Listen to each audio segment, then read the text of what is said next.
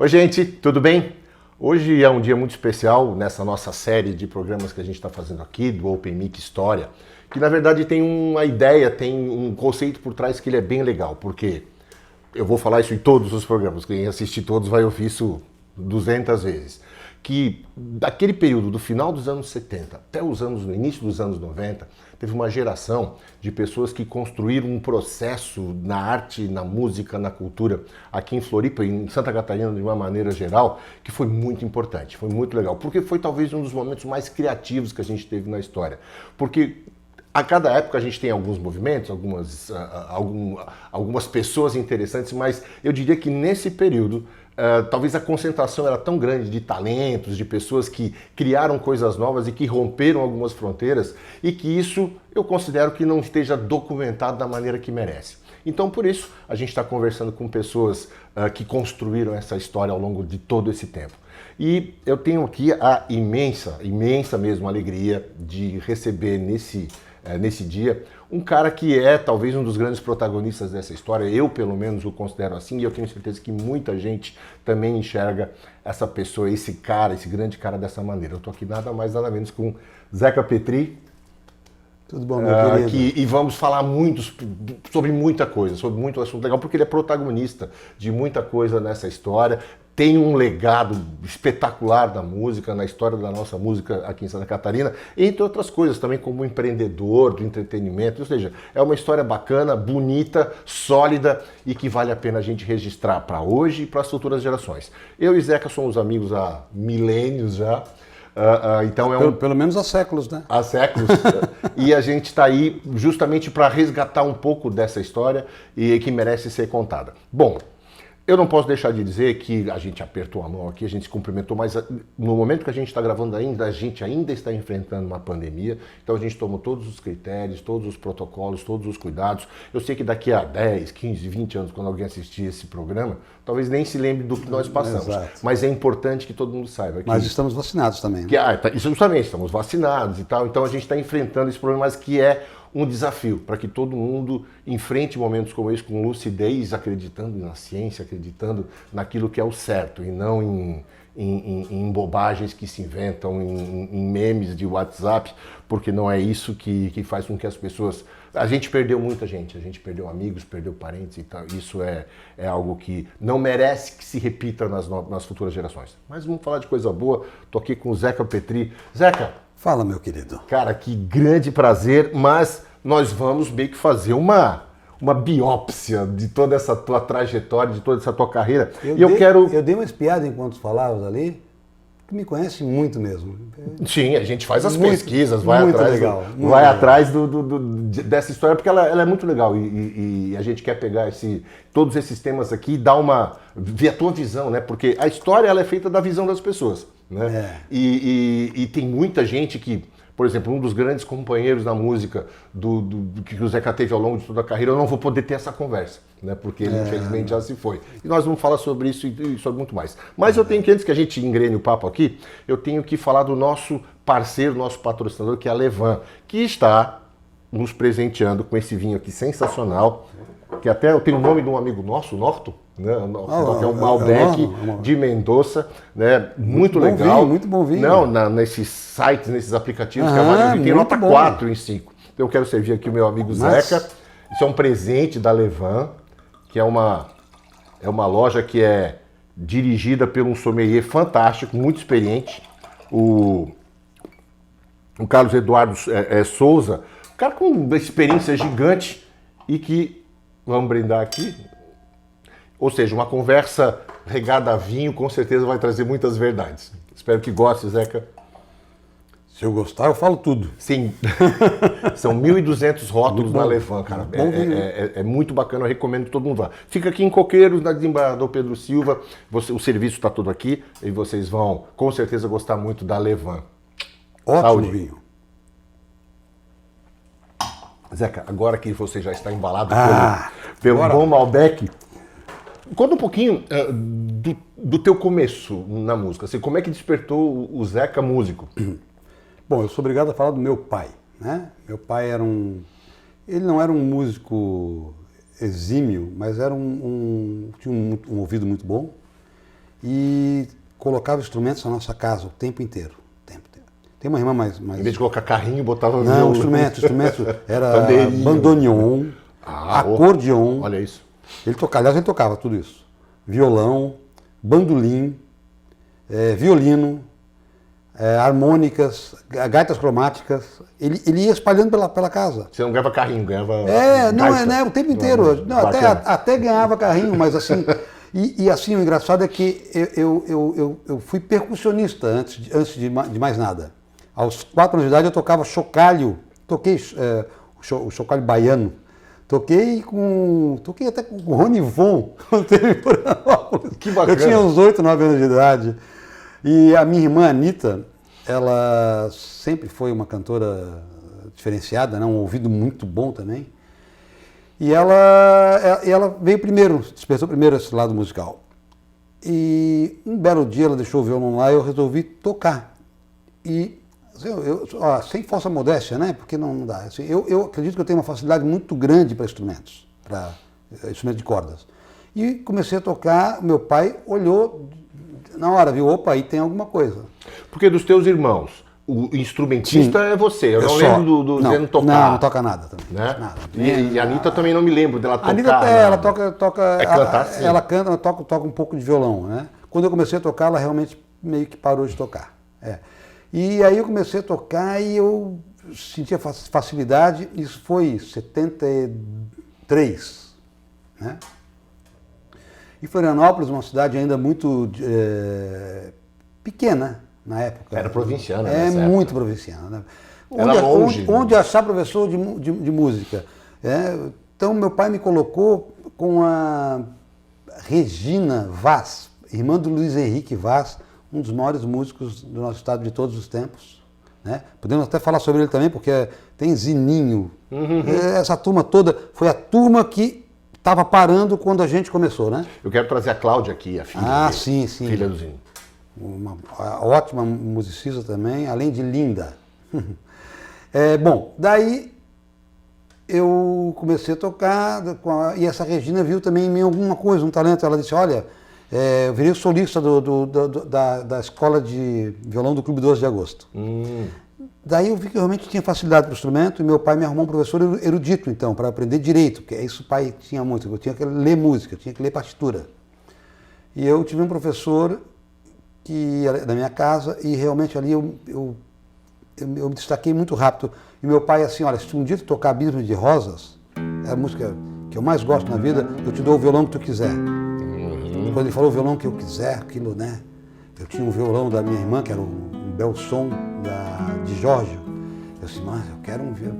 Daí o olho cresceu. Deu 45 dias eu aprendi a tocar Abismo de Rosas. Ou seja, depois a gente fala sobre isso também, mas assim, isso não significa que eu seja, é um monstro. Não tem nada a ver com isso. Quando eu te conheci lá atrás, assim, uma das coisas que me chamou a atenção, porque a grande maioria dos nossos companheiros, nossos colegas, nossos amigos, é autodidata. Sim, no máximo aquele livrinho de Vigu.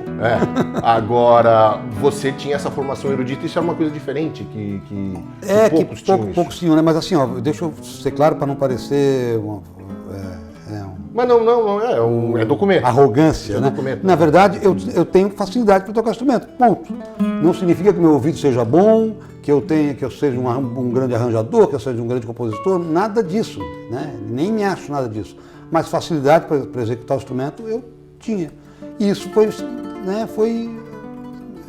acontecendo, e aí eu fui começando a gostar de música erudita, mas cada lugar que eu chegava, dizia assim, toca um sambinha. Eu falei assim, eu não toco samba. Né? A percussão sim, mas violão não. E aí essa coisa foi incomodando, porque naquela época era só rodinha de amigos, aí eu comecei a ir para o lado popular. Né? Estamos na pauta, porque eu vou falar muito aqui, né? Quantas horas de programa? Umas 8. Então tá bom. Bom, vamos lá. Daí, isso era 73. Eu não gostava de nada de música, eu ouvia pouca música, eu ouvia Beatles ainda, né? Que era para mim a minha referência, daí... como é o nome da banda? Esqueci o nome. Eu me lembro que vocês gostavam de América. Não, mas a América veio depois. Veio junto com o Expresso Coral. Chego lá. Você foi quem me mostrou a América. Sim, chego lá. Influenciado pelo Daniel Lucena. Vamos falar dele depois, né? É. Mas vamos tentar no cronograma aqui, falar do começo. Era Brads. Eu vi na casa das minhas... Guitarman. Isso, Guitarman. Guitarman. Pois é, daí na casa dos meus tios em Porto Alegre. Aí um vizinho me apresentou Sá Rodrigues e Guarabira. Uau. E aí pela primeira vez eu vi uma viola de 12 cordas sendo tocada. E aí pela primeira vez eu entendi que isso era uma influência folk americana. Aí, porque a gente está falando, né, aqui, mas as pessoas não têm ideia que naquela época, em 1974, 73, não se ouvia nada. A gente, para comprar, a gente tinha que ter um LP. O acesso era bem restrito. O disco era lançado nos Estados Unidos e chegava aqui 1 ano a 1 ano e meio depois, ou mais, não chegava. E na Discolândia chegava chegava 3. Brunete Discolândia. Chegava 3. Isso, e daí os aficionados iam lá comprar. Então, assim, era muito difícil tu ouvir música, né? Bom, esse disco Sá Rodrigues Guarabira era do meu vizinho, eu peguei emprestado, ele gastou. Furou o disco. Há músicas como Primeira Canção da Estrada. Enfim, eu ouvia viola de 12 ali. Aí eu, pai, quero uma viola de 12.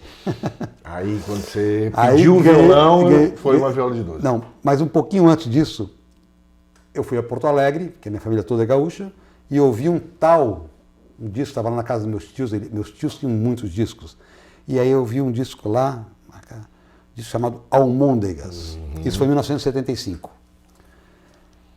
Aí eu tinha Sá Rodrigues Guarabira já nas veias, né, veio Almôndegas. Então você primeiro descobriu o Sá Rodrigues Guarabira, né, que tinha aquela pegada folk, mas tinha mais um sotaque era mineiro. Isso, é, né? Verdade, é verdade. Para os gaúchos do Almôndegas. O sotaque, na verdade, incrível, né? O Sá é carioca e o Guarabira é baiano. Sim, mas o sotaque é mineiro, não? Lembra muito o Clube da Esquina. Total. Eu acho que eles são mineiros de coração. Pode ser. Guarabira, se vires... Vai ver. A gente vai mandar para ele. Sá também. São meus ídolos. Mas enfim, e hoje... Parceiros? Já chegamos lá, né? Chegamos lá.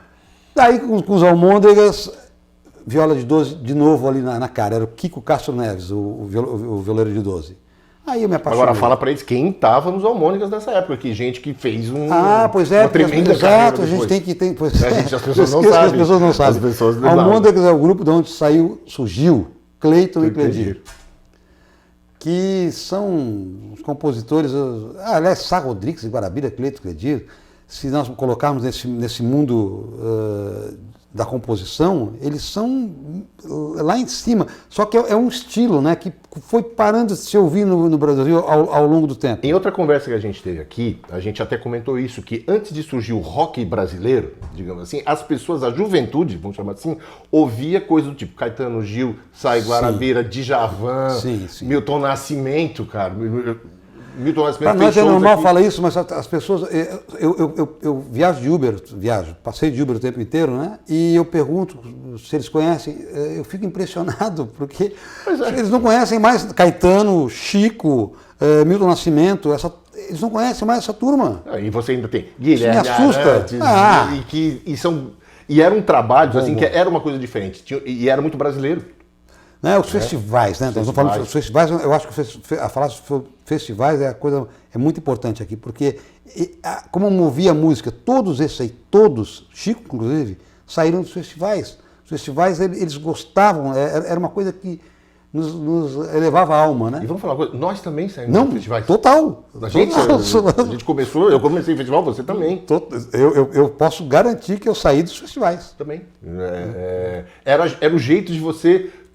que não era ninguém, né? Ir lá pegar, escrever uma música e aparecer. Bom, aí eu comecei a deixar um pouco o violão de lado, não muito, eu continuei, eu fiz alguns seminários internacionais de violão, me achava um monstro, né? Me achava bom. Quando eu cheguei lá, eu vi que eu vi que... Hoje a gente vê o YouTube e vê esses orientais tocando, né? Não, mas a o gente oriental de 6 anos. Até... De não, 6 anos. Daí dá vontade de largar o instrumento. Jogar pela janela. Mas naquela época eu me achava bom. Aí chego no Seminário Internacional de Violão e conheço pessoas como Dua Sade, não sei se alguém aqui já ouviu falar deles, são 2 violonistas brasileiros considerados os melhores do mundo, assim. Eles eram professores e colegas. Bom, e uma infinidade. Barbosa Lima, quem é violonista das antigas vai saber, ele tocava em harmônicos. Mas enfim, ali eu vi que eu não era nada, né? Eu era apenas uma pessoa que tinha muita facilidade de tocar um instrumento. Ponto, aí foi fato. E aí a música eu comecei a compor por causa de um festival que ia ter no Colégio Catarinense. Sim, que lançou muita gente daqui dessa geração. Nossa, os nossos amigos todos, né? Quase todos surgiram muito ali. Né? E eu acho que eu lembro que música é essa. Não, é que daí teve o primeiro FIC. Eu tinha 14 anos de idade. Compus uma música chamada Transição. Aqueles são nomes, uma letra simples, uma coisa. Mas aí, lembra que a gente falou sobre qualidades musicais? Quando a gente fala sobre uma pessoa, ela é um bom músico, tem que ver o universo que nós estamos falando, né? Eu acho que eu tinha uma capacidade de escolher as pessoas certas. Isso eu acho que talvez seja o meu maior legado musical. Formar um grupo.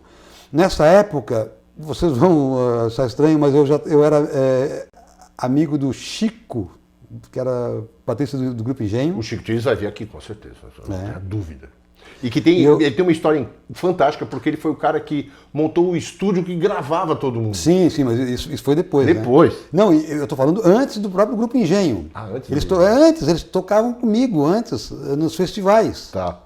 Eu conheci alguém, eu não lembro a história toda, também não dá aqui, mas eu acabei conhecendo o Chico, o Alisson, que era o... Sim. Ele não foi cantar porque eu não precisava de cantor, eu tinha a minha irmã e a Jane, uma cantora, ela faleceu. Ela ganhou o melhor intérprete de todos os festivais que eu participei, ela ganhou o melhor intérprete. Esposa de um músico, de um guitarrista conhecido aqui, mas assim, ó, a memória aqui, aliás, eu já tive Covid, se isso aqui for visto futuramente... Ele é um sobrevivente. Não, e o Covid destrói a memória. Então a gente, é incrível. Não, tem coisa que fica mesmo, nem tudo a gente... Mas César Gondim, lembrei do nome dele. Claro, César Gondim. Guitarrista. Baita um guitarrista. Muito bom. Ele gravou, inclusive, a música Banho das 6, do Daniel, aquele solo flamenco. Aquele solo é dele? O primeiro é dele. Mas então, ele era o marido da Jane, né? Essa cantora. Lembro dela. Então, eu escolhi as pessoas a dedo. Então, uma música simplesinha, com um tremendo arranjo atrás, e músicos maravilhosos, ela se torna uma música boa. Alguém um dia falou que não existe música ruim, existe música mal arranjada. É interessante. Não, e eu acho que isso é uma verdade, porque eu já vi músicas aí atuais, assim, que alguém pegou, eu não vou falar nomes aqui para não ofender ninguém, né, vá que gostem, mas dessas pessoas aí famosas por 10 minutos aí, né, desses funks, pagodes, etc. Nada contra o pagode, não é isso, mas porque em qualquer segmento tem aquilo com mais qualidade e aquilo que seja menos preparado, né? Com menor critério. Isso tem em qualquer gênero. Então, resultado, eu não ganhei esse festival.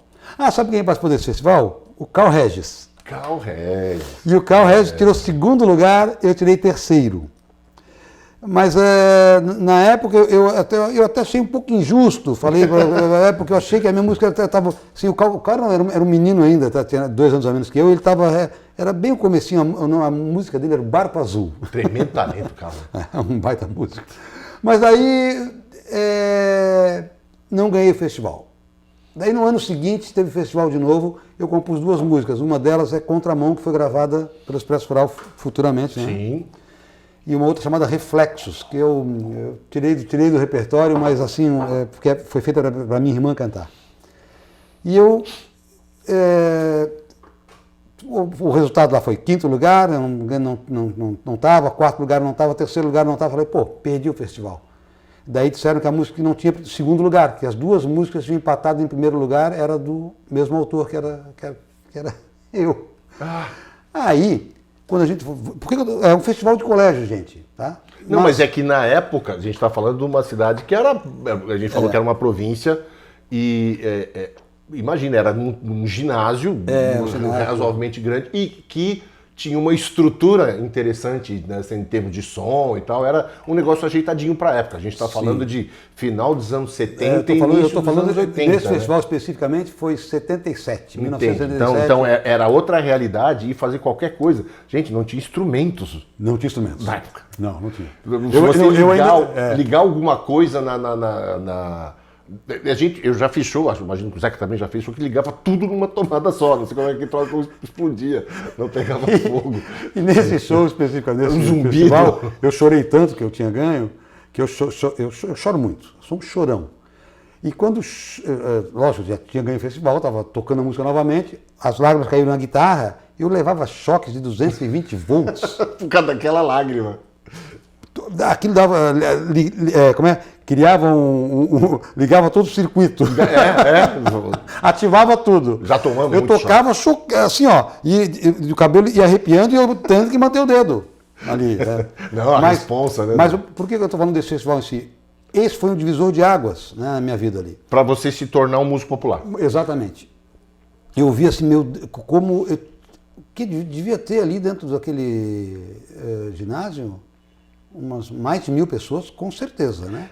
Isso é uma coisa que eu quero até te provocar, que é o seguinte, é que tem uma hora que você faz uma transição, ou às vezes tem gente que nunca faz a transição, do músico pro artista. Porque nem todo músico, né, acaba evoluindo para ser um artista do entretenimento. Sim, ou seja, tem gente que é fantástico e que não sai da garagem, que não sai do seu quarto. Não, tem muita gente que não quer, né? Que não quer, não deseja, não tem esse apelo. Sim. Né? Mas teve uma hora que você, de fato, se tornou um artista, ou seja, alguém que se expõe, né, pega a tua arte e joga isso para as pessoas. Foi ali. Ali eu disse, meu Deus, eu consigo fazer coisas que atingem as pessoas. E eu consigo emocionar, eu emocionei meu pai. Eu vi meu pai chorando. Eu vi minha família toda chorando. Mas isso é assim mesmo. Isso é assim mesmo.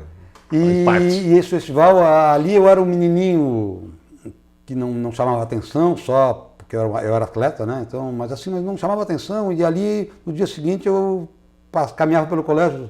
Zeca, sabe aquela coisa assim? Aquele status de músico e não de ter tocado o coração das pessoas. Eu lembro, isso foi o principal, porque as pessoas me olhavam com admiração, dizendo que essa tua música é linda. Pô, aquilo era isso. Até hoje não tem preço. Isso é meio que um chamado e você descobre quem você é, né? Não é mais ou menos isso? Total. Ali eu descobri, eu vou ser músico. Se isso foi bom para a minha vida ou não, eu acho que foi. Eu tenho certeza que foi. Mas poderia não ter sido também, né? Mas assim, ali foi como eu disse, e olha, estamos falando de um festival de colégio, gente. Sim. Se me perguntarem qual foi o dia mais importante da minha vida, lógico, o nascimento dos meus filhos, mas esse foi um dos dias mais importantes da minha vida. Está no top 5. 9 de outubro de 1977. E, bom, só repisando que esse festival, várias das pessoas que a gente vai conversar aqui, elas vão se referir a esse evento, né? Porque, de fato, foram, se eu não me engano, 2 ou 3 edições que eu me lembre que houve a chegada de músicos assim que acabaram impactando esse cenário. Tu queres ver desculpa eu interromper, vou um pouquinho antes disso, 74, 71. Eu ainda não era músico, era muito guri, mas em Santa Catarina já tinha festivais grandes. Acho que tu nem sabes também. Chamava-se o primeiro Fucaca da Canção. Fucaca é Festival Catarinense da Canção. Esse eu confesso que com tudo aquilo que eu já estudei, ninguém só as pessoas mais velhas que a gente saberiam. Eu sempre teve o Palhostock. Sim, veio bem antes, mas olha, era tão legal, e olha só quem veio participar desse. O grupo Almôndegas que a gente falou. Eles vieram aqui. Começaram os Almôndegas por causa do festival. Tá. E olha, aqui, em Florianópolis. Mas onde foi? Eu não lembro. Não lembro. Essa história até vai ter que acordar. Vamos atrás dela. Eu falo com ele, depois eu ligo para o Cledir explica pra gente aí quando é que foi. Mas eles venceram o festival. Entendi. lógico, né? Eu não lembro exatamente se foi com a música Quadro Negro, depois Quadro Negro está no Benedito Somontes, isso eu não lembro, tá? Perdi, me corrige depois aí. Mas ele me confessou esses dias aí que foi, ele me mandou uma foto para mim desse festival e confessou que aí ele descobriu que queria ser artista. Olha que coisa... É no festival, não adianta. No festival e aqui, em Santa Catarina, em Porque tem o lado da competição, mas mais do que o lado da competição, eu acho que tem o fato de você estar num paralelo com as outras músicas. Assim, peraí, eu consigo fazer que nem esses caras, não tem... Sim, exato. E tu sabe que é engraçado? A competição para ganhar, mas não era uma competição contra o outro, né? Tanto que eu lembro de músicas de todos esses festivais, até essa do Cal que eu falei, o Barca Azul, mas eu lembro de uma compositora, Francis. Ela fez uma música chamada Não Tente Entender. Eu canto até hoje essa música. Lembro essa música até hoje, achei linda, me tocou tanto quanto a minha música que ganhou o festival. Ela tirou 5º lugar, eu lembro direitinho. Olha só. Vê que como a gente estamos ainda nos festivais, né? Como... Eu quero agora dar um salto no tempo. Lá, senão a gente não vai... Não, como eu falei. Estamos na primeira... 1, 2, 3... Estamos na primeira ainda. Mas a gente não tem pressa. Né? Mas aí eu quero dar um salto no tempo, que não muito tempo depois começou a ser criado o embrião do Expresso Rural, que é icônico, né? Ou seja, é uma história de... Meu Deus, que atravessou gerações aí. Começou nos festivais também. No último festival que eu participei do Colégio Catarinense, eu tirei 2º lugar. O Daniel participou, Daniel Lucena. Daniel Lucena, eu acho que aqui em Santa Catarina todo mundo conhece. Ele é considerado um dos maiores compositores do Brasil já. Tá? Hoje, ele é dito por pessoas de peso. Guarabira, fazendo um show com o Guarabira, o Guarabira escreveu, eu esqueci a frase que ele falou, mas uma frase tão bonita, eu agora esqueci, Covid, gente. Mas ele falou do Daniel Lucena, um compositor diferenciado, algo mais que isso, assim, tá? Dito pelo Guarabira, que participou de festivais internacionais de canção. Quem conviveu com o Daniel Lucena sabe que se você sentava numa mesa de bar com ele, pegava um guardanapo, escrevia 3 músicas e 2 eram boas. É verdade. Passei uma noite, eu, Daniel Lucena e Beto Mondadori na casa de praia e compusemos 12 músicas. Oh. Eu tenho certeza que dessas 12 músicas, umas 4 ou 5 eram hits. Quem disse que alguém lembrou 2 dias depois? A gente não, esqueceram. Não, nesse dia eu fui para o Paraguai. Hoje com o celular... Mas nesse dia eu fui para o Paraguai, depois, nesse mês seguinte, Paraguai, para comprar aqueles Walkmans, lembra? Que botava fita cassete? Sim, botava. Porque esse tinha um gravador estéreo, era uma coisa assim maravilhosa. Para poder compor e não esquecer das músicas. Que a gente esquecia, né? Era um negócio incrível. Mas, e aí, nos festivais... Nesse festival foi em 1980. 1980. Daniel participou, ele tinha recém-vindo de Lages, morar em Florianópolis, e participou do festival. Esse festival foi da universidade? Não, Catarinense. Ainda estamos falando do colégio. Então esse... eu participei com uma música chamada Terra Bruta, tirei 2º lugar, e ele viu minha música, e ele participou de uma música, que, se eu não me engano, do Beto Mondadori, eu não lembro exatamente se foi Papillon, aí não lembro o nome da música, mas ele participou desse festival, não classificou, nem entre os 10 ali, nem para a final, nada, não classificou. E ele e o Beto Mondadori bateram na minha casa no dia seguinte, do festival. Eu não lembrava dele. Na verdade, eu já o tinha conhecido na casa do Norton Makowiecki, meses antes do aniversário do Norton, que conheceu o pessoal de Lages, e o Norton falou, Zeca, vem aqui para casa agora, porque tem um rapaz tocando Almôndegas. E tinha um enxame de lajano que veio para fazer faculdade. Exatamente, aqui, né? Exatamente. Daí o Norton me ligou para ir na casa dele, eu fui, estava esse rapaz, o Daniel Lucena, tocando Almôndegas. Eu falei, nossa, ninguém conhece Almôndegas. Então tocamos a noite inteira juntos, mas eu confesso que eu tinha esquecido. Eu gostei muito do que eu tinha ouvido, né, Daniel, mas tinha esquecido da cara dele, sabe? Esquecido dele. E ele me viu no festival, lembrou de mim e bateu na minha casa no dia seguinte. Daí ele assim, eu falei, pois não? Ele assim, eu queria entrar queria te mostrar uma música. Eu falei, tá, entra e mostra. Daí eu perguntei, essa música estava no mesmo festival que eu participei? Ele falou, sim, estava, pois é. Eu falei, então tem algo errado. Porque tu devia ter ganho esse festival, a tua música é muito linda. Eu falei para ele, é bem melhor do que a minha. Olha como as coisas... Mas ali meu olhinho já brilhou. Brilhou. Uhum. E daí ele começou a mostrar músicas para mim. Daí começou a ir lá em casa todos os dias, foi em 1980 isso, né?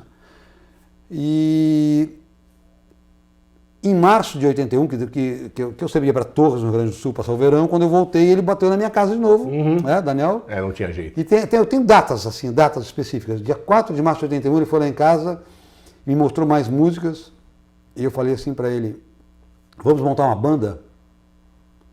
Um grupo, era grupo musical. Ele assim, vamos, o que precisa? Eu falei, precisa de um baterista. Assim, eu conheço um que toca em lata de sorvete lá em Lages, que ele está morando aqui na Rua de Trás. A Rua de Trás, eu morava na Alves de Brito, sim. A Rua de Trás era Tromposki, uma avenida famosa aqui em Florianópolis. E eu falei, vamos lá agora. Batemos na porta desse músico, ele abriu. Quando ele abriu a porta, eu olhei na sala, tinha uma bateria pinguim amarela. Tu deve conhecer essa bateria. Conheço essa bateria. Ela foi pro... Bom, depois a gente chega lá. Depois a gente chega lá. Assim, ó. Tu convidar alguém para tocar, naquela época que tinha uma bateria, ele já obrigatoriamente já estava empregado. Mas aí era amigo. E aí a gente fez um teste, tocamos uma música, né, que eu já tinha aprendido com o Daniel, uma música do Daniel, Batom e Festas. E... Essa música foi gravada. Foi, Expresso Rural. O Daniel compôs, fez ali, eu modifiquei a música bastante, né? Fiz os crianças solos. E daí mostrei ali para ele. O Daniel me olhou, tipo assim, está aprovado? Eu falei assim, queres tocar com a gente? Daí ele falou assim, ó, eu tenho as frases na cabeça, assim, é a coisa que eu mais quero nesse mundo. O Marcos Ghiozzi, que foi o primeiro baterista do Expresso Rural. E eu falei assim, então a partir de hoje, 4 de março de 81, nós somos um grupo musical. Eu, Daniel Lucena e Marcos Ghiozzi. E aí surgiu... Esse foi o embrião. Surgiu o Expresso Rural, que não tinha nome, ficou meses sem nome, né? Ficou meses sem nome. E aí, como é que juntou o resto da... Bom, então vou continuar. Isso. Aí começamos a ensaiar, só nós três, e eu falava, agora precisa de um baixista. Porque você tocando violão? O Daniel cantando em violão, eu solando e tentando fazer vocais, eu era terrível nos vocais, e o cara na bateria. Faltava um contrabaixo. Então começamos a fazer teste com vários músicos. E era difícil achar contrabaixista? Muito. Onde é que a gente achava? Nos bailes. Né? Naquela época, vocês não... É muito antigo isso. Tinha os grupos de baile, já tinha o Estágio 10. Quarta Redenção. Quarta Redenção já tinha, sim. Tinha Quarta Redenção, porque a irmã da Daniel tocava no Quarta Redenção, a Luísa Lucena. Bom, e tinha os bimos. Tem uma música fantástica do Beto Mondadori, que você falou.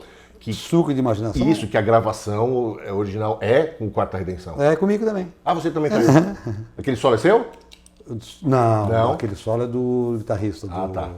Mas eu gravei esse disco todo com o Beto Mondadori. Nessa música, Quarta Redenção, eu não toquei. Tocou Quarta Redenção. Mas voltando ao Expresso Rural, estamos ensaiando e daí tivemos um baixista chamado Vicente, um músico maravilhoso. Nós tivemos vários baixistas antes, né? Lagianos.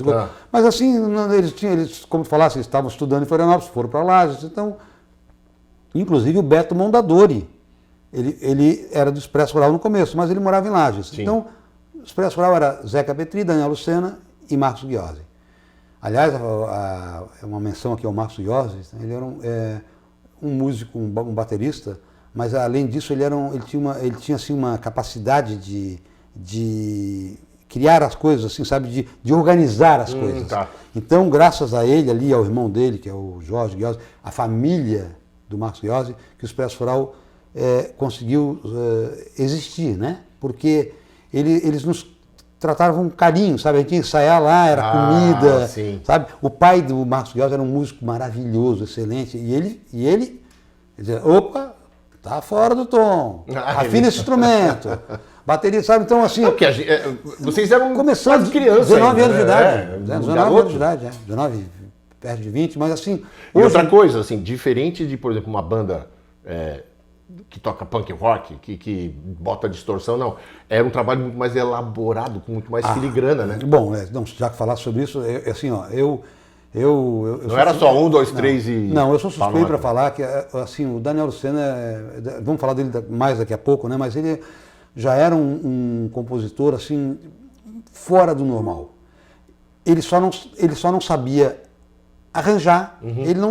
E isso caiu como uma luva para mim. Ele era um poeta que fazia música. E eu estava com aquela criatividade, a flor da pele, eu executava bem. As melodias eram dele também? Ele chegava com a melodia pronta também? Ou você que... Não, ele chegava com a melodia toda. Eu criei os solos, né? Os solos do Expresso Oral acabaram se tornando melodias, né? Porque... viraram riffs, né? Como Sol os riffs, eram riffs muito marcantes, né? De viola de 12. Muito riffs de viola de 12. A maioria viola de 12. Mas, enfim, passou o ano de 81 inteiro, quase inteiro, né? E nós sem nome. Não tinha nome. Porque naquela época, Pombo, eu posso chamar de Pombo ou não posso? Nós vamos cortar, né? Hector. Vamos cortar. Então vamos não sei se ele vai cortar, mas eu vou falar aqui. Carinho, não adianta. Sim. Eu era o russo. Exatamente. Mas então, me perdi, onde é que eu estava? Tu estavas na formação do nome, vocês não tinham nome. Nome. Naquela época, tu lembra? Paralamas do Sucesso. Sim. Kid de Abelha e Abóbora Selvagem. Eles vieram depois. Não, isso aí 81. 81. Não. Kid de Abelha e Abóbora Selvagem já existia. Já existia? Sim. Tem outros números, não sei o que, seus miquinhos adestrados, não tinham... Não, isso tinha. Gente... O João Penca... Não, mas os nomes eram todos assim... engraçadinhos. Não, eram horríveis. Quando surgiu o rock da... Eram horríveis. Paralamas do Sucesso não foi em 1980? Não, eles surgiram depois no Rock in Rio, praticamente. Eles surgiram lá por 85. Rock in Rio foi em 1985. Então corta o Paralamas do Sucesso aí, mas o resto é... Kid de Abelha Kid de Abelha sim. Com certeza Blitz já apareceu mas por Blitz ali. era um nome interessante, né? Mas os nomes eram bem estranhos na época. Isso eu estou falando daí de 81 já, final de 81. Que nós começamos dia 4 de março de 1981, mas ficamos meses sem nome. Mas vocês entraram com uma proposta musical, acho que a gente vai ter que evoluir isso depois. Não, peraí, deixa eu terminar a história do nome. Sabe de onde surgiu o nome? Não. Eu dormindo, sonhando com um show do Expresso Rural, que era só eu, Daniel e o Marquinhos, virei para trás para acabar uma música, virei para o baterista, né? Faz assim para acabar. Estava escrito no bumbo da bateria, Expresso Rural. Você está brincando? O logotipo do Expresso Rural é o logotipo do meu sonho. Até hoje. Isso aí eu nunca tinha ouvido isso. Não, mas essa história eu já contei várias vezes. O Pedro eu não lembrava, eu não tive convite. Não, e daí o Daniel chegou, ô Zeca, isso aí veio num sonho mesmo. Não, Vem. Assim, ó, eu não sou um cara místico, não sou nada, mas talvez o subconsciente estivesse trabalhando, não importa o bacana que veio ali. Mas eu lembrei disso, foi no sonho. E não teria outro nome melhor? Não, daí eu falei pro pessoal, eu sonhei com esse nome. Quando eu falei sonhei com esse nome, os dois disseram, então o nome é esse, Expresso Rural. Não tem que falar. E aí surgiu até a dificuldade de achar nome. Não, nome de banda, para quem nunca teve uma banda, é muito mais fácil dar nome para filho. Porque se não você chama de João, chama de qualquer. É difícil, né? Pega o nome da avó, qualquer coisa da avó. Agora, nome de banda, até porque é uma identidade, é complicado mesmo. Não, e daí veio a questão rural, né? Vocês não sabem, né? Mas a música sertaneja só veio muito à tona tempo depois. O novo sertanejo. Em 89, com Zezé de Camargo e Luciano, com uma música. Não, veio com o Leandro Leonardo com a música. Chitãozinho Chororó, Leandro Leonardo. Não. Mas foi. Teve fio de cabelo. Mas foi com uma música do Leandro Leonardo que estourou e ao mesmo tempo com o Chitãozinho, com Zezé de Camargo e Luciano. Estouraram. Aí os Chitãozinho Chororó, que já existiam há muito tempo, voltaram à tona. E ficaram populares. Eles melhoraram arranjos e tal, deram uma sofisticada. Mas o rural... Então, exato. O que era o rural? O rural as pessoas confundiam com o sertanejo. E não era. O rural veio do rock rural. E essa palavra... Aliás, só para um adendo aqui, o Expresso Rural, ele foi tese de alguns doutorados, de mestrado, né, da Universidade Federal de Santa Catarina e no Brasil todo, sobre o rock rural. O Expresso Rural é mencionado como um dos precursores do rock rural no Brasil. Porque, de uma certa forma, porque o nome Expresso Rural, ele está muito conectado ao tipo de som que vocês faziam, que era um rock rural, que lembra muito bandas folk americanas. Sim, total. Né? Ou seja, ele tem essa... Influência de Bob Dylan, assim, coisa desse tipo. Assim, sabe? Próprio a pegada America, próprio Crosby, Stills, Nash. Total. Né? Ou seja, ele tem... você pega o Expresso e faz em inglês, não fica fora dessa vibe. Não, mas eu digo que seria um folk, né? Ele poderia ir para o country, mas não, é mais folk. Né? O rock rural é um pouco mais folk. Seria uma levada de James Taylor, Cat Stevens. Também. Próprio Bob Dylan, né? Não do jeito que ele canta, que é único. Sim, é só ele. Se é bom ou ruim, não vem o caso, mas é único. É só ele canta daquele jeito que as pessoas querem ouvir. Só. Mas enfim, aí o nome Expresso Rural, a gente insistiu nesse nome e parece que deu muito certo, sabe? O nome das coisas são importantes, né? O nome de uma empresa, eu acho que isso também deu certo. Mas lógico, se a qualidade das músicas fossem ruins, o grupo não teria continuado. Aí fizemos o nosso primeiro show, né, na Praça 15. E, assim, as pessoas passavam, e a gente tocando, de repente, um parou, um bêbado parou ali, outro doido parou ali. São os melhores. São os primeiros a parar. Se você não é aprovado pelos malucos, então você tem que parar. O Daniel era conectado com todos esses caras aí, era incrível. Na época, o Daniel, ele não era só um compositor, ele era um showman, ele era um cara que, ele era engraçadíssimo, ele abria a boca, as pessoas riam. Então, o Expresso Rural tinha dois elementos importantes, né? A composição e o fato dele ser um artista extremamente engraçado. Eu estava na cabeça de tudo ali, mas ele era o frontman. É porque carisma é um negócio que você não adianta treinar. Gente, eu tentei tanto ser engraçado. Não adianta treinar, entende? Você não tem... E é pra cima do palco. Não. Pode não servir pra mais nada na vida. Impressionante, não. Não, mas assim, eu nunca vi alguém... eu estou falando isso porque talvez quem esteja vendo agora tenha uma lembrança dos últimos anos do Daniel Lucena, que não era mais isso, né? Mas só para vocês, vocês vão estar vendo cenas aqui, porque o Zeca vai me mandar diversos, que bom. Vai mandar material aqui, para a gente colocar junto para vocês, além daquilo que a gente está falando, vocês poderem ver, né, essas performances muito bacanas que tem com foto e tal, porque isso faz parte do documento. Mas ele era impressionante. Eu tinha até inveja, vou dizer, que eu queria ser... Eu chegava em casa para contar uma inveja, que eu digo no bom sentido, porque eu achava ele, não musicalmente, estou falando assim como um showman, né?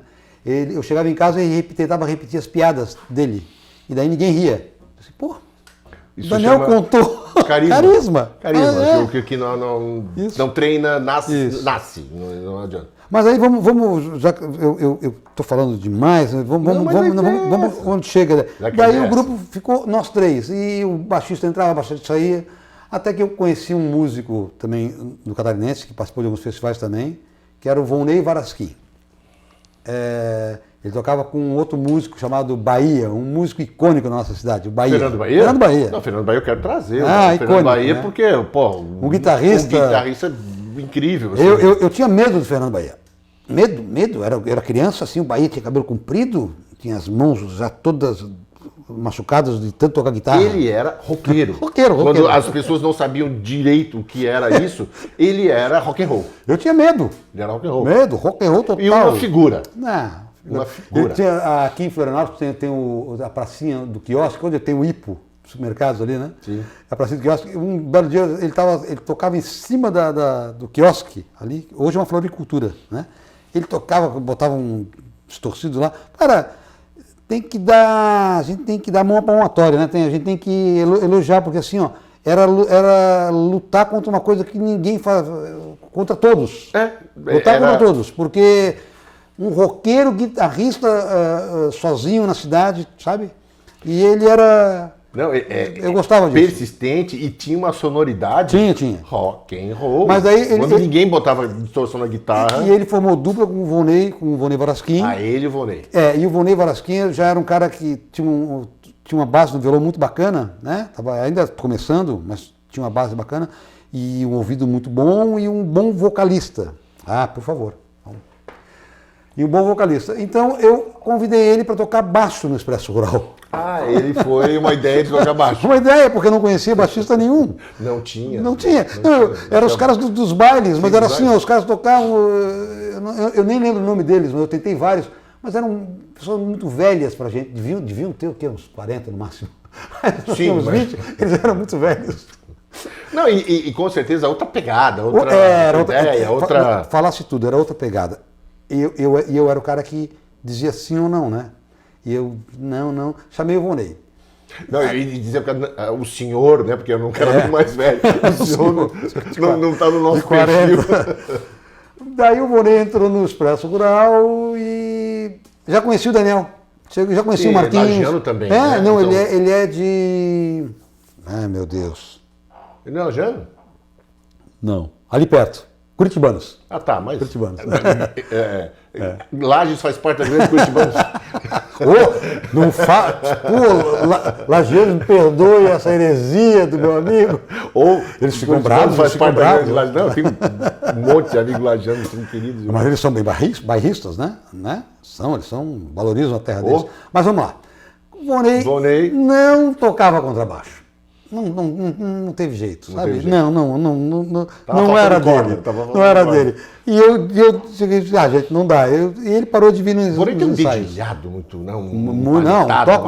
Toque de violão dele é incrível, muito bom. Mas ele não servia para contrabaixista e parou de vir nos ensaios. Quem de vocês era canhoto?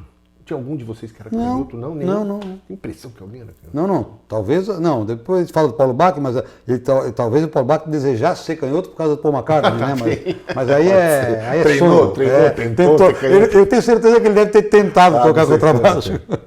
Mas vamos lá, daí não teve jeito. E saiu. Mas um belo dia, eu chego no ensaio e ele está lá de novo. Daí eu cheguei para o Daniel e falei, mas por que o Ney voltou? Mas ele é bom, né? Vamos botar... Eu falei assim, olha, gente, tudo bem, eu concordo, porque ele fazia bastante arranjos vocais, então ele agregava, ele já estava começando a tocar harmônica também, mas não era o cara que a gente precisava no momento, estava no baixista. Eu assim, ok, mas continuamos com o problema, precisamos de um baixista. E aí vários foram, até que teve um baixista, eu esqueci o nome dele agora, me perdoe, Audrey Burigo, nossa amiga em comum, a nossa musa na época, né? Sim. E uma belíssima cantora também. Exato. Então, ela era muito amiga minha e eu falei para ela, tô com um grupo, Expresso Rural, que já tinha tocado em alguns lugares, né? Já tinha um nome já, né? Sim, nós precisamos de um baixista. Ela falou para um amigo dela, que é dono de um estúdio, esqueci o nome dele, vai me matar. Estúdio fotográfico? Não, de música, ali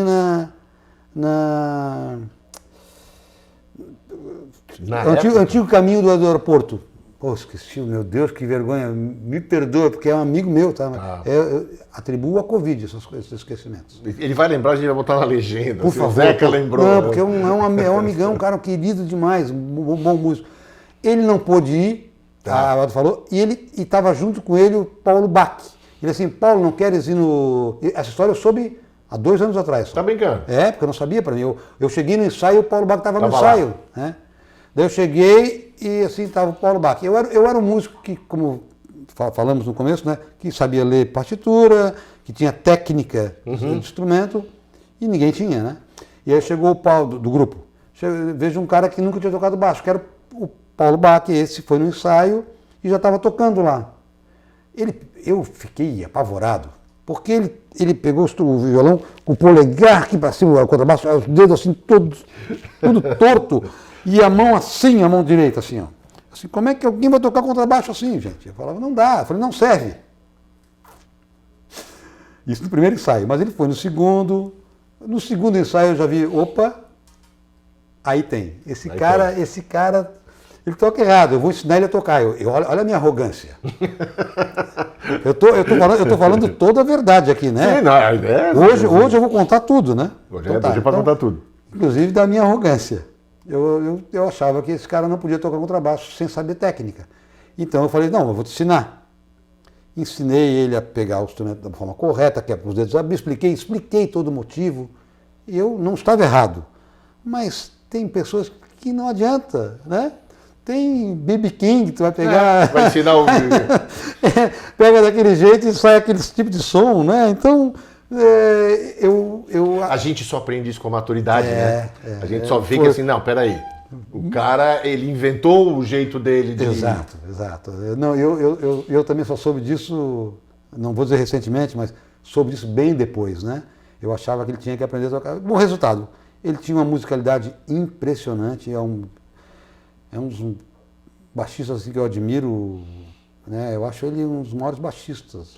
Porque eu acho que nesse momento completou, digamos, o expresso rural clássico. Né? A gente está falando do Marcos Guiós, estamos falando do Paulo Bach, estamos falando do Vonei Varasquim, você e o Daniel Lucena. Exatamente. Esse é o expresso rural clássico, assim, aquele que é a base da banda. Exatamente. Ali não tem ninguém que seja mais ou menos. Assim, do ponto de vista de você pegar... até porque a gente... Na sua função, né? Na sua função. Não tem ninguém que... Assim, nessa banda tem um buraco. Às vezes você vê uma banda e tem um buraco. Putz, isso aqui não tá redondo. Mas, pô, tinha vocais, tinha uma base instrumental legal. Tinha arranjos, tinha arranjador. Eu concordo contigo. Eu acho incrível, como tu, como meu amigo, tantos anos, como né, a gente ficou muito tempo separado, mas como tu conhece bem a história... como tu pensa como eu, porque é exatamente isso que falasse agora que eu acho que... Não tinha buraco, não, assim, mas assim, ó, procuro analisar com muito critério, assim, tudo isso que estou falando. Mas assim, o Paulo Bach, além de ser hoje um grande baixista, né, já era de cara, né, ele também era um cara que tinha um excelente ouvido e facilidade para vocais, muita facilidade. Aliado ao Vonei, eles deram aqueles agudinhos do expresso rural, que eram clássicos, né? E vamos lá, eu sou ainda um péssimo cantor, né? Hoje eu até canto, aprendi a cantar, né? Tive que estudar, tentar... Mas você tem ouvido bom para a segunda voz, você fez uma segunda voz ajeitada no grave. Mas aquela para cima, não, os graves, não, assim, é um fato, né? Eu não era o cara para isso. Mas aí não tinha problema, já tinha o Daniel, o Vonei e o Paulo Bach. E eu realmente tinha uma facilidade enorme para criar riffs, né? Então, estamos falando sem falsa modéstia aqui, eu acho que enorme para criar riffs dentro do nosso limite musical, que eu estou falando naturalmente. Para quem não tem a intimidade com essa linguagem, riffs são aquelas frases da guitarra que marcam o início ou assim, como é que a música vai ser. Você pega, por exemplo, ou do Stereo Section, tem 6 notas naquilo ali, mas todo mundo identifica a música quando toca. Então isso é um riff. E várias das músicas do Expresso Rural tem um riff que foi criado pelo Zé. Então eu, como eu disse, sem falsa modéstia, estava ali o meu talento, né? Mas eu acho que o meu maior talento, como eu disse no começo, era saber reunir as pessoas, né? E eu fui reunindo essas pessoas e foi dando certo. Inclusive o meu maior achado foi o próprio Daniel Lucena, né? Porque eu não sei aonde ele teria chegado, se alguém teria visto, mas eu vi ele. Eu ouvi, né? O Daniel era um cara tímido? Não. Não era. Ele era feio.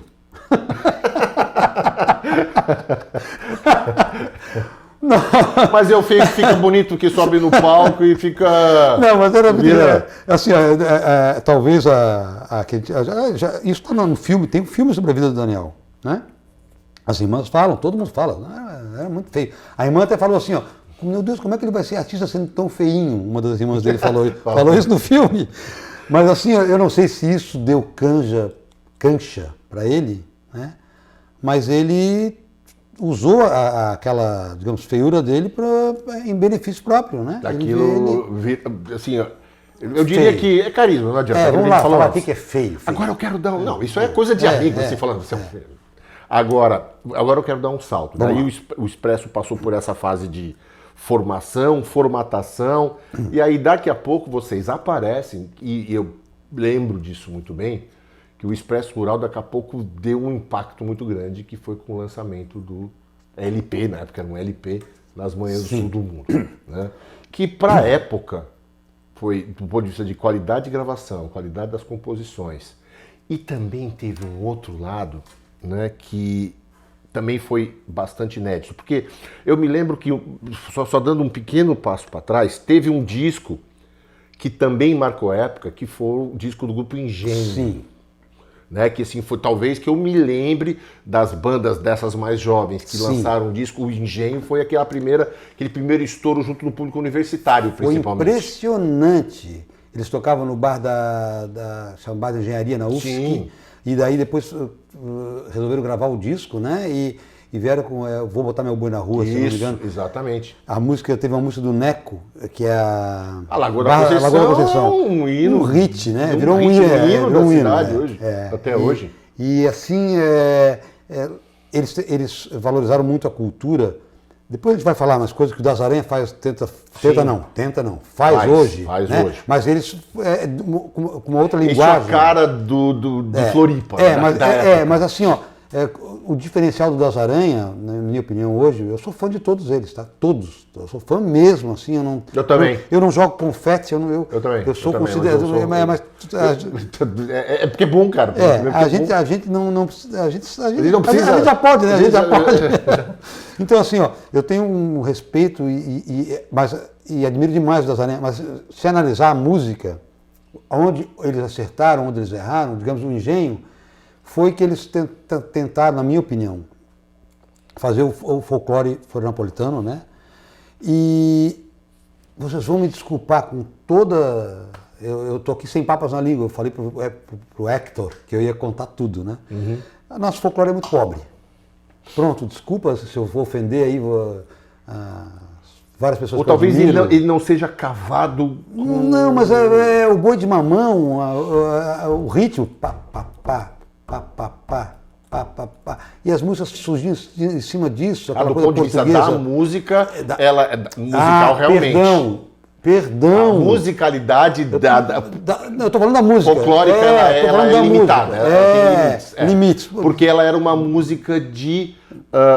principalmente o ritmo do Boi de Mamão lembra justamente essas músicas portuguesas, são músicas de procissão. Exatamente, não. Músicas de procissão, Obrigado por me salvar aqui, né? Mas é a real. A estética é de pessoas muito simples, porque ela é percussiva. Exato.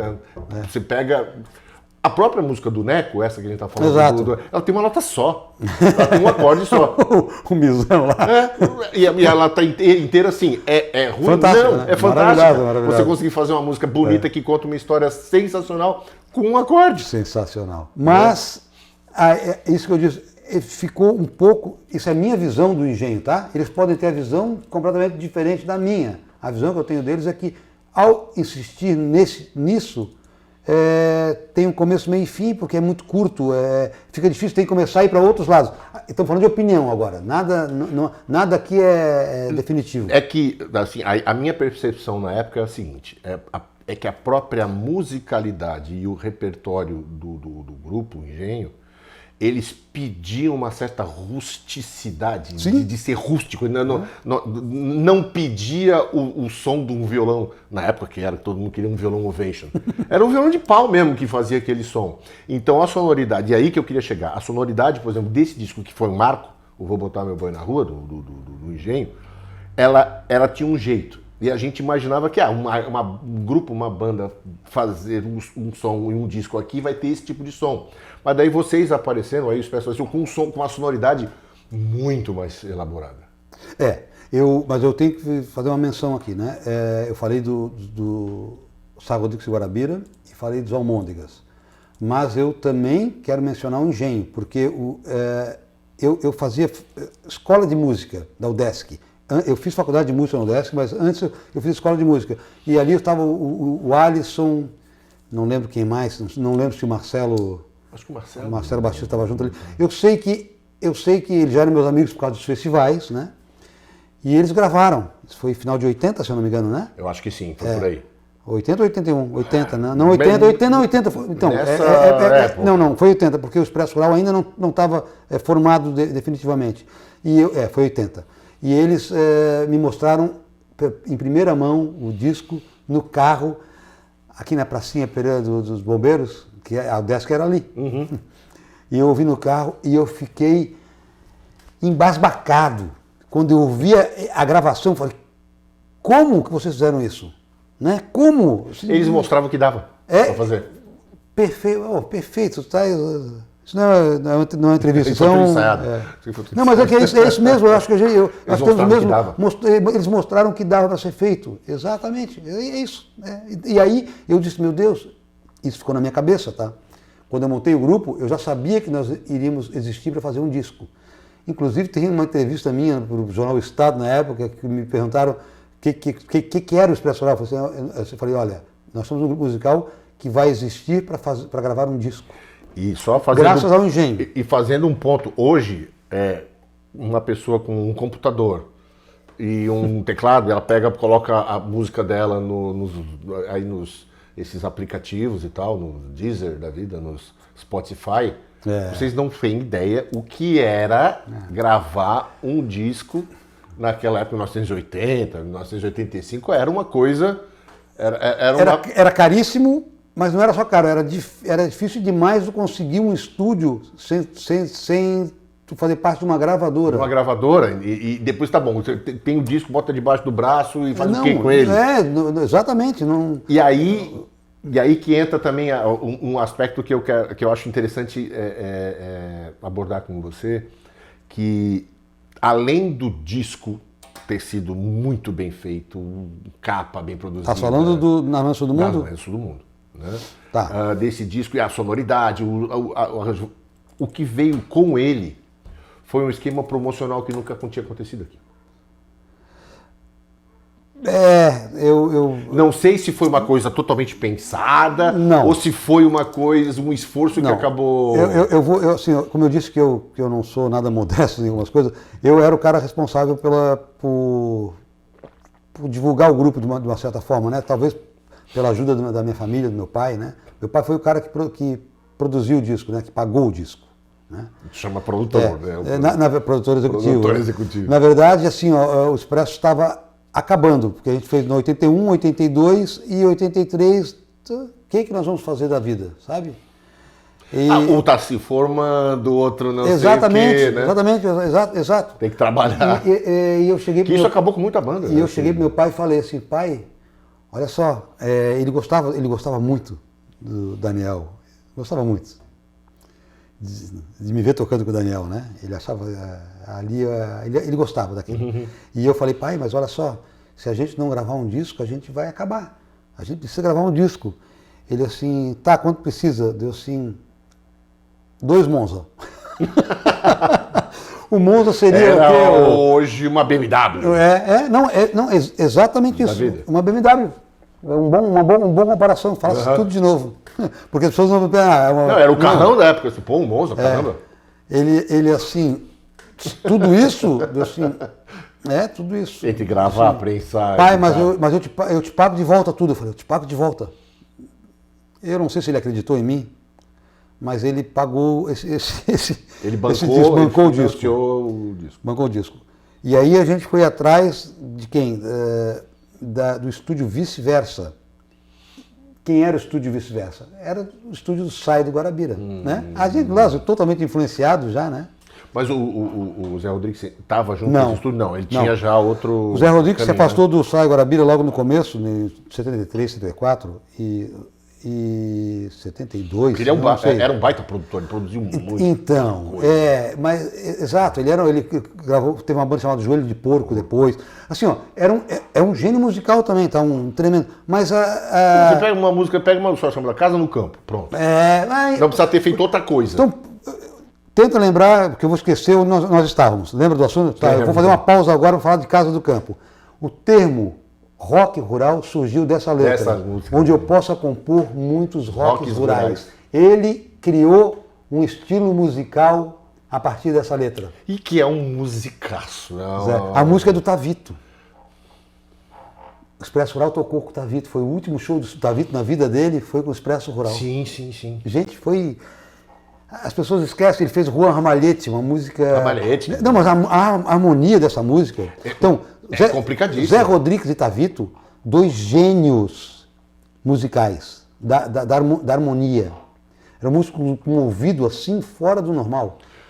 Mas o Sai Guarabira, eles Eu o achei estúdio deles. eu achei que ficaram até melhores que Sá Rodrigues e Guarabira no momento, porque nem sempre um gênio musical vai melhorar Ou o seu fica som. popular. Entendeu? Então, Aí os caras fizeram um Sobradinho, cara, que... Sobradinho, Dona. Nossa, Dona ficou tema de 80 novelas. Eu acho. Espanhola, que foi a música do Venturini. Que agora é tema de outra coisa. Mas tá, então já que nós estávamos... Nós estávamos que vocês chegaram no estúdio para gravar. Do Sá Guarabira. E, bom, mas um detalhe bem importante aí. A gente precisava de um tecladista naquele momento, né? Porque a gente tinha os meus arranjos, tudo. Eu fazia um pouco de percussão também. O Vonei comandava os vocais, junto com o Paulo. Estava tudo certinho, mas faltava. Eu sentia a necessidade de faltar um tecladista. E na época eu fui atrás do Márcio Correia. Ele negou. Que foi um cara que a gente perdeu muito cedo, né? Foi em 2005. Ele negou de tocar com a gente porque ele não podia no momento. Então ele indicou um músico que estava na época na ilha, chamado Surco, Alejandro Surco, um argentino. A gente foi falar com ele, um músico assim, fora do normal. Os argentinos, cara, assim... porque o cenário musical deles, pelo amor de eles Deus. tinham aqueles... Lembra que eu falei no começo, eu estudava música? Eles os argentinos estudavam música sempre. E na escola. Então, na escola. Bom, aí a gente vai para outro lado, mas vamos lá. Programa. Chamamos o Surco para tocar, ele topou e o Expresso deu subiu de nível, sabe? Eu fazia solos errados, disse, não, tá errado. Ele corrigiu, ele deu aquela lapidada que faltava. Entendi. Subiu a barra para vocês. Pra todo não, mundo a gente subiu de nível mesmo, assim, ali a coisa ficou forte. Tá? Porque o nível ficou outro. Com o lançamento desse disco do Expresso e com os shows, o nível subiu. Não, daí fomos gravar esse disco. Aí, aquilo que tu mesmo fala, acho que tu pode falar melhor do que eu. Quando tu ouviu uma coisa quando chegou em Florianópolis, aquele disco que lançamos, né? Aí tinha colunistas, eu não quero falar dos nomes dos colunistas não, tá? Mas tinha colunistas na época que eram os colunistas, naquela época, eles tinham o poder de... validar ou não alguma coisa. Hoje de um restaurante, um bar, uma banda, E naquela época, eu falei que ia falar tudo, né? Sim.